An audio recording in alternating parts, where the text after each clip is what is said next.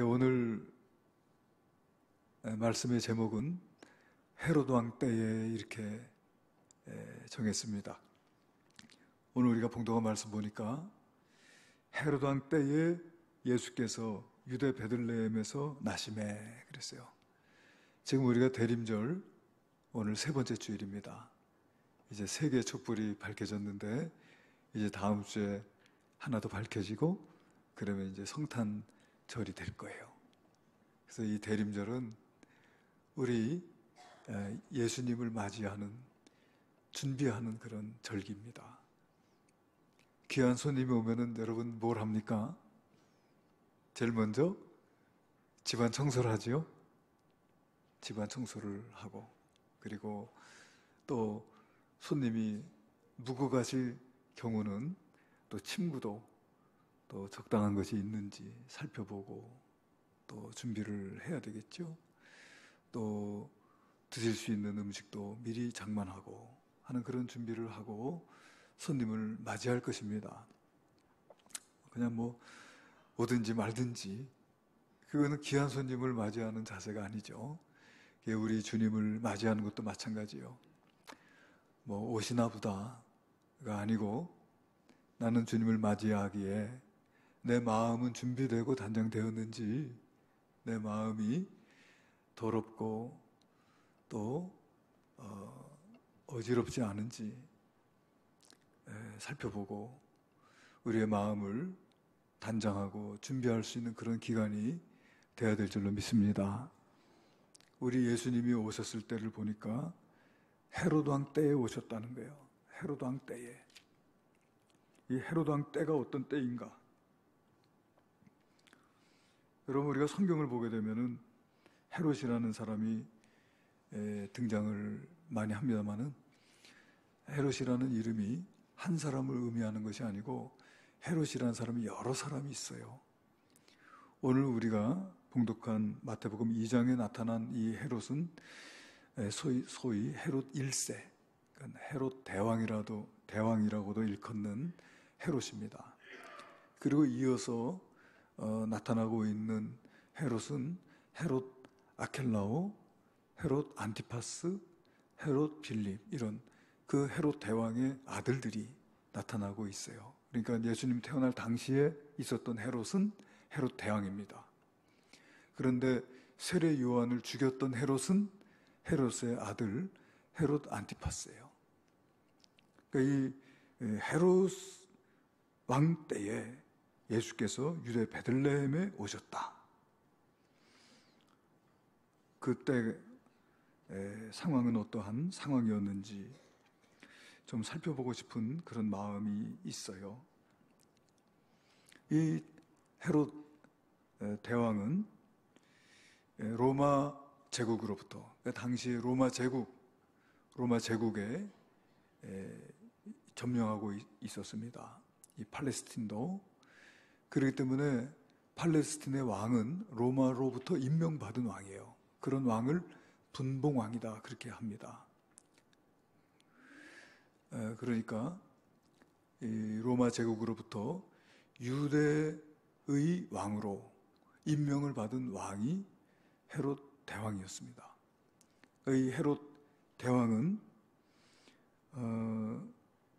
이두메 그러니까 에돔이죠. 에돔은 에서의 후예입니다. 그러니까 야곱의 12지파 야곱의 아들을 이스라엘이라고 하는데 에서의 자식은 에돔 족속이라고 그래가지고 이스라엘이 아니죠. 그러니까 어떻게 보면은 이 헤롯은 유대인들의 입장에서 보면은 이방인입니다. 이방인인데 유대인의 왕으로 임명을 받았으니까 이제 유대인들과는 이 갈등 관계가 없지 않아 있었겠죠. 그 아버지, 그러니까 헤롯 대왕의 아버지는 안티파트로스라는 사람인데 이 사람은 그 로마의 황제 폼페이우스, 카시우스 이런 자들과 아주 좋은 그 친분 관계를 가지고 있었던 사람인데 이 유대 땅의 행정집행관으로 임명을 받게 됩니다. 주전 47년, 주전 47년에 유대의 행정집행관으로 임명을 받게 되는데, 그때 당시 이 헤롯 대왕은 25살의 젊은이였는데 그를 갈릴리 총독으로 임명을 하게 됩니다. 그런데 그 후에 4년 후에 그 아버지 안티파트로스가 독사를 당하게 돼요. 당시에는 그 왕이나 이런 지도자들을 암살하는 경우들이 참 많이 있었던 것 같아요. 그래서 그 헤롯의 아버지는 암살을 당하고 그 헤롯이 그 아버지를 죽인 암살자에게 보복을 합니다. 보복을 하고서 또 로마로부터 유대의 왕으로 임명을 받고 이제 유대 땅으로 보내지게 돼요. 그래서 이제 왕으로서, 분봉 왕으로서 이제 행세를 할 때, 그때 이제 우리 예수님께서 이 땅에 오신 것입니다. 이 헤롯 대왕은 로마의 안토니우스하고 옥타비아누스가 전쟁을 할 때 안토니우스를 편들었다가 옥타비아누스가 이기는 바람에 아주 곤란한 상황이 되었죠. 그런데 옥타비아누스를 만나가지고 담판을 합니다. 자기가 잘못한 것을 시인하고 충성을 맹세하고 또 다시 유대의 왕으로 그렇게 인정을 받게 돼서 유대의 왕으로 그가 다시금 임명받게 돼요. 그러니까 권력을 얻기 위해서 로마의 힘 있는 자들에게 아부를 하고 자기의 정치적인 노선을 바꾸고 하는 그런 일들이 있었던 것을 알 수가 있어요. 왕이 암살을 당하는 그런 복잡한 정치 공학이 그 시절에도 작용을 하고 있었구나 하는 것을 알 수가 있습니다. 그리고 이 헤롯 대왕은 결혼을 6번 해요. 결혼을 6번 해. 10명의 여자로부터 15명의 아들을 낳습니다. 굉장히 어떻게 보면은 문란한 생활을 했다고 할 수가 있겠죠. 그런데 그의 가족 관계를 보게 되면 굉장히 이 사람이 난폭하고 잔인한 그 성품을 갖고 있는 사람이라는 걸 알 수가 있는데 6명의 아내 중에서 제일 사랑했던 여자가 마리암이라고 하는 유대 여인입니다. 마리암. 그런데 그의 사랑이 굉장히 병적이었어요. 병적이다가 결국은 자기가 그토록 사랑했던 마리암을 이제 간통 혐의로 죽이게 됩니다. 처형을 하는 것이죠. 그런데 그 마리암만 죽인 것이 아니고 그 어머니, 그러니까 자기의 장모죠. 장모도 뭐 재판도 없이 죽였습니다. 그리고 마리암이 낳은 2 아들도 죽였어요. 그러니까 어떻게 사람이 잔인하면은 자기 아내와 자식을 죽일 수가 있겠는가? 그렇게 잔인한 성품을 가지고 있었던 사람입니다. 그러면서 그는 육체적으로 또 정신적으로 많은 고통을 겪으면서 살았어요. 정서적으로는 불안했습니다. 그 후계자 문제를 놓고 여러 번 유언을 번복했습니다. 결국 자기가 왕위를 물려주었던 맏아들 안티파테르를 죽이고 맙니다. 그가 아들을 셋을 죽이는 거예요. 전체적으로. 그런 사람입니다.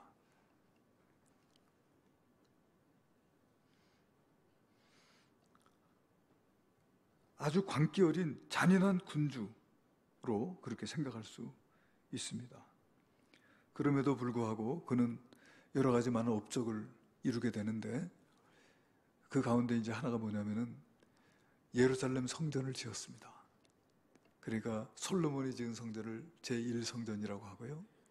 이제 이 헤롯이 지은 성전, 헤롯 대왕이 지은 성전을 제2의 성전이라고 합니다.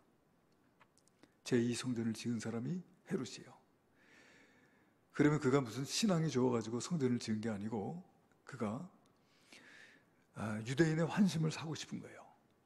유대인들의 환심을 사기 위해서 성전을 재건했습니다. 성전을 솔로몬이 지은 성전보다 더 웅장하게, 더 크게 그렇게 성전을 지었어요. 그럼에도 불구하고 이 유대인들은 이 헤롯을 싫어합니다. 특별히 바리새인들은 메시아가 빨리 와서 저 헤롯을 물리치기를 기다리고 또 소망하고 있었어요. 그러니까 메시아가 오면은 저 헤롯을 물리치게 될 것이다. 그렇게 기대하고 소망하고 있었습니다. 또 이 헤롯은 성전을 지었을 뿐만 아니라 도시를 건설하고 농업을 장려하고 또 이 가이사르 항구를 건축하고, 여러분 이제 이스라엘의 성지순례를 다녀오신 분들은 그 사해 근처에 있는 그 마사다 요새를 가보셨을 거예요. 그 마사다 요새를 건설한 사람이 바로 이 헤롯입니다.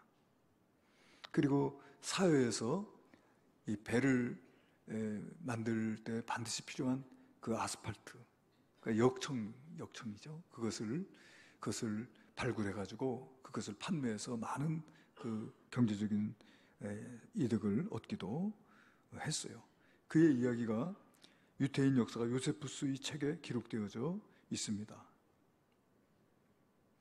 그리고 그는 죽기 전에 자기의 세 아들에게 자기의 영토를 나누어 주고 이제 죽임을 당하게 되는데, 아켈라오, 안티파스, 그리고 빌립이라고 하는 그 세 아들에게 그 자기가 통치했던 그 영역을 맡기고 그렇게 죽어요. 근데 이제 우리가 오늘 읽은 성경에 보면은 어느 날 예루살렘에 동방에서 온 박사들이 나타나게 됩니다. 그 동방에서 온 박사들이 하는 말을 듣고 예루살렘이 소동이 났어요. 그 동방의 박사들이 뭐라고 하냐면은 유대인의 왕으로 나신 이가 어디 있느냐, 이렇게 이야기를 합니다. 깜짝 놀랐어요. 제일 놀란 사람이 누굴까요? 헤롯이죠. 헤롯이 자기가 로마로부터 이 유대인의 왕으로 임명받은 사람입니다. 그런데 동방에서 별을 보고 왔다고 하는 그 동방의 박사들이 유대인의 왕으로 나신 이가 어디 있느냐고 이렇게 물을 때 헤롯이 놀랍니다.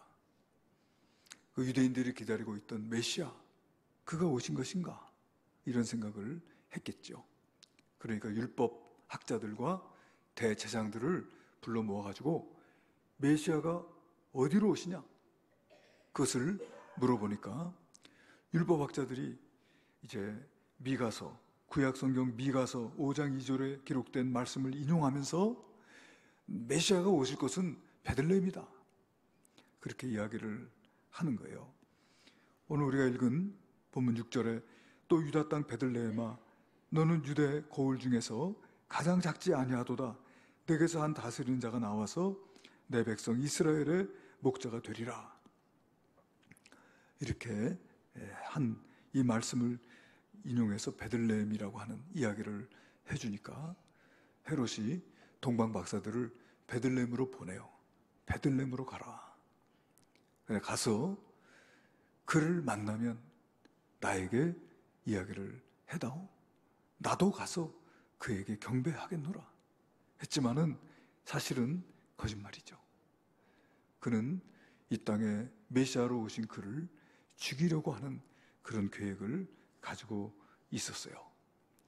동방 박사들이 베들레헴으로 가다가 그들 앞에 문득 또다시 별이 나타나고 그 별이 멈춰 서는 곳에서 이제 이 땅의 왕으로 오신 예수 그리스도를 만나게 되지요.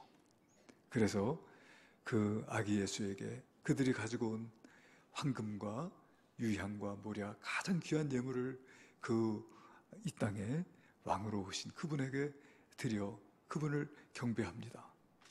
그런데 헤롯에게 돌아가려고 할 때 그들에게 주의 천사의 지시가 있어요. 헤롯에게로 돌아가지 마라 하는 그 말을 듣고서는 다른 길로 돌아서 그들의 고향 땅으로 돌아가게 됩니다. 이 사실을 뒤늦게 알게 된 헤롯은 굉장히 분노합니다. 그 분노하면서, 그죠? 2장 16절에 보면 이에 헤롯이 박사들에게 속은 줄 알고 심히 노하여 사람을 보내어 베들레헴과 그 모든 지경 안에 있는 사내 아이를 박사들에게 자세히 알아본 그때를 기준하여 2살부터 그 아래로 다 죽이니 그랬어요. 자기가 유대의 왕이라는 것입니다. 내가 로마로부터 임명받은 분봉왕이라는 것입니다. 나 외에 다른 왕은 인정할 수가 없다는 거예요. 그가 메시아라고 하더라도 나는 그를 받아들일 수 없다는 것이죠. 그렇게 해서 그 베들레헴과 그 지경 안에 있는 그때를 기준으로 해서 2살 미만 된 아이들, 그 아이들, 사내 아이들을 다 죽이는 거예요. 그러나 우리 예수님은 주의 지시하심을 받아서 이미 애굽으로 피신을 하여 죽음을 면하게 됩니다. 이 말씀을 읽으면은 우리가 창세기의 말씀을 생각하게 되는데, 우리 출애굽기에 보게 되면 어떻게 했습니까? 그 이스라엘 백성들이 애굽 땅에서 이렇게 번성하게 될 때 그 유대, 그 애굽의 그 바로가 이제 그 유대인들이 태어나면은 사내 아이가 나면 다 하수에 던지라고 하는 그런 어처구니 없는 법을 만들지 않아요? 그러니까 참 그 인간의 이 탐욕이 얼마나 무서운 것인가 생각해요. 자기가 왕이라고 하는 것입니다. 나 외에는 다른 왕이 있을 수 없다고 하는 거예요. 이 권력을 내가 잡았으니 이것을 놓칠 수 없다는 것이죠. 여러분, 이 헤롯은 로마로부터 왕으로 임명을 받았습니다. 그래서 내가 합법적인 왕이라고 하지만은 그에게 왕으로 임명한 로마 제국 역시도 그 권력이 자기의 것은 아닌 거예요. 그렇잖아요? 그래서 여러분, 이 로마 제국도 무너지고 헤롯도 사라졌지만은 이 땅에 왕으로 오신 예수 그리스도는 지금도 살아 역사하시고 지금도 세상을 주관하시며 장차 세상을 심판하실 주님이신 줄로 믿습니다. 여러분, 스스로 왕이 되고자 하는 이런 생각들, 우리 인간이 부딪히고 있는 문제입니다. 우리가 창세기 처음 이야기를 보면 우리 인류의 조상인 아담과 하와는 정말 하나님으로부터 말할 수 없는 은총을 입었죠. 하나님께로부터 정말 하나님의 형상을 따라 지음받는 놀라운 축복을 받았고요. 그리고 하나님께서 지으신 모든 피조세를 관리하고 다스리라고 하는 청지기적 사명을 받았고요. 하나님께서 지으신 아름다운 에덴 동산, 모든 것이 풍족하고 부족함이 없는 완벽한 환경이었던 그 에덴 동산에서 살 수 있도록 인정을 받았을 뿐만 아니라 이 동산 안에 있는 모든 것을 내가 임의로 먹고 관리하고 다스리라고 말씀하시면서 단 하나, 동산 중앙에 있는 이 선악을 알게 하는 이 나무의 실과는 먹지 마라. 왜냐하면 네가 이것을 먹는 날에는 내가 죽을 것이다. 정령 죽으리라. 그런데 그 하나님의 놀라운 은총을 누리고 있던 이 아담과 하와가 어느 날 사탄에게 미혹을 받습니다. 사탄은요, 우리를 도둑질하고 죽이고 멸망시키려는 존재입니다. 믿습니까? 네. 우리가 하나님의 형상을 따라 지음받고 하나님의 존귀한 자가 되고 하나님께로부터 받은 이 은총을 누리며 살아가고 있는 이것을 사탄은 그냥 보고 있을 수 없는 거예요. 그러므로 여러분, 이 아담과 하와를 이제 미혹할 때 누구를 미혹하느냐? 하와를 미혹합니다. 아담은 하나님의 말씀을 직접 받은 사람입니다. 하와는 아담에게 말씀을 전해들은 사람이에요. 여러분이 만약에 사탄이라면 누구를 미혹하기가 더 쉽겠습니까? 하와죠, 당연히. 하나님께로부터 직접 말씀을 받은 자가 아니고 전해 들어서 확신이 없어. 그런 하와에게 가서 그를 미혹합니다. 그를 미혹하면서 하나님께서 이 동산나무의 실과를 너희들에게 먹지 말라고 했느냐 하는 말로 시작해가지고 하와를 미혹해서 아니다. 너희들이 이 선악을 알게 하는 이 나무의 실과를 먹을 때에는 너희의 눈이 밝아져 너희가 하나님과 같이 될 것이다. 하나님께서 너희에게 이것을 먹지 말라고 했느냐? 그것은 너희가 이것을 먹고 너희도 하나님처럼 될까 봐 먹지 말라고 한 거야. 얼마나 여러분 그럴듯합니까? 그렇잖아요? 얼마나 앞뒤가 맞습니까? 그렇게 미혹된 이 하와가 눈을 들어 선악과를 딱 바라보니까 그 선악과를 바라보니까 정말 그것을 보는 그 순간에 미혹이 되는 거예요. 예, 먹음직도 하고 보암직도 하고 지혜롭게 할 만큼 탐스럽기도 한 나무인 것처럼 보이는 거예요. 혹시 반지의 제왕을 보신 분들은 그 골룸인가요? 골룸이 착하다가 말이죠. 그 반지만 보면 눈이 뒤집혀 버립니다. 온통 마음이 반지에 그냥 사로잡혀 버려요. 그게 미혹당하는 거잖아요.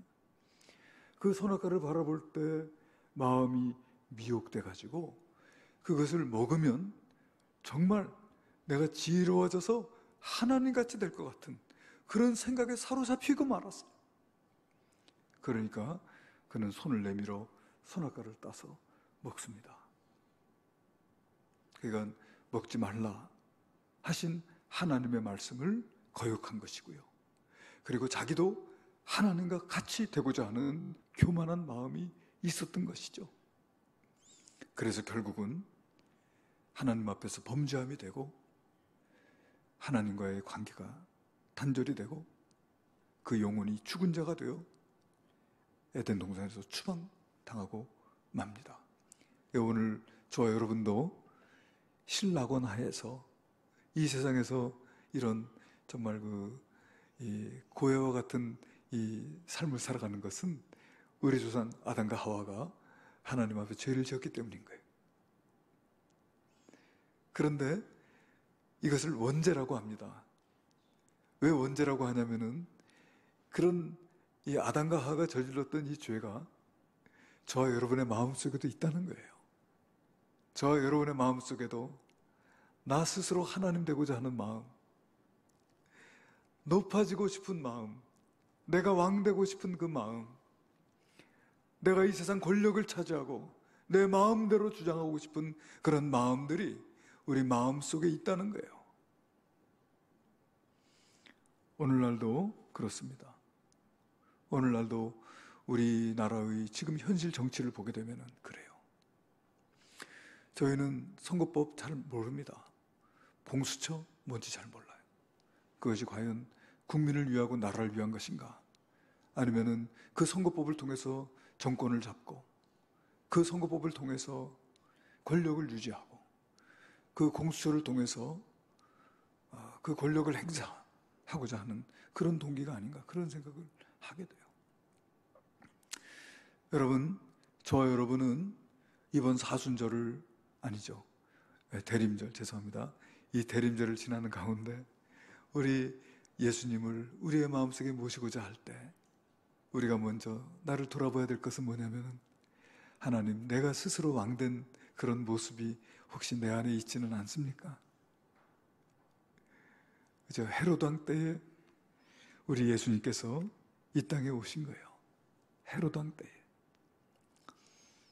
난 정말 그때 당시에 그 베들레헴과 그 지경에 있는 2살 미만 된 아이를 죽일 수 있는, 그들을 2살 미만 된 아이를 학살할 수 있는 놀라운 권력이죠.